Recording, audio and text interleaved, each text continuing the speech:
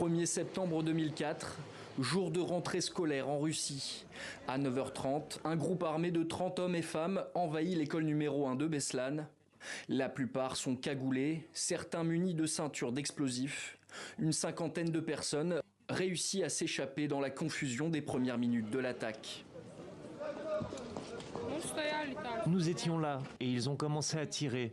Nous pensions que c'était l'un des parents qui tirait. Puis, ces types sont sortis en courant, ces Tchétchènes. Ils nous ont encerclés et ont commencé à tirer en l'air. Alors, nous avons commencé à nous enfuir.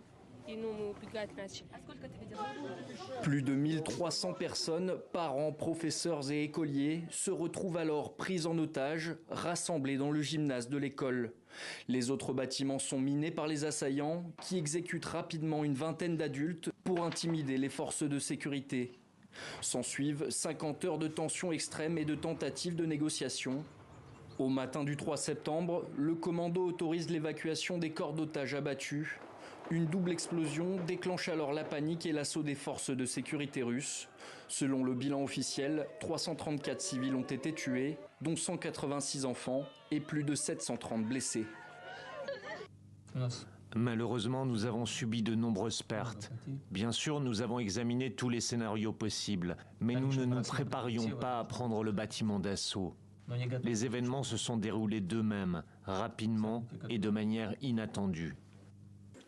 Tout le commando sera éliminé, à l'exception d'un seul preneur d'otages capturé, Nourpachi Koulaïev. Durant son interrogatoire, il affirme que le groupe était commandé par un Tchétchène. Il nie être responsable du carnage. Je ne me considère pas coupable de la mort d'un seul enfant, d'une seule personne. Je n'ai pas versé une goutte de sang. Cette prise d'otage, la plus meurtrière de l'histoire russe, intervient alors que la seconde guerre de Tchétchénie oppose l'armée russe à une rébellion séparatiste progressivement islamisée.